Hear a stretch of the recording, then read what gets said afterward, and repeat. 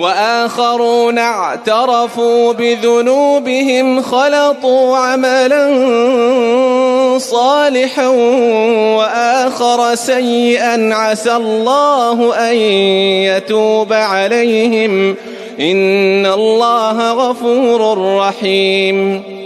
خذ من أموالهم صدقة تطهرهم وتزكيهم بها وصل عليهم إن صلاتك سكن لهم والله سميع عليم.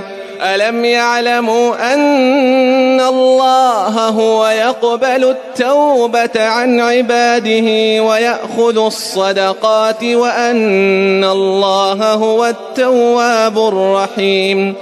وقل اعملوا فسيرى الله عملكم ورسوله والمؤمنون وستردون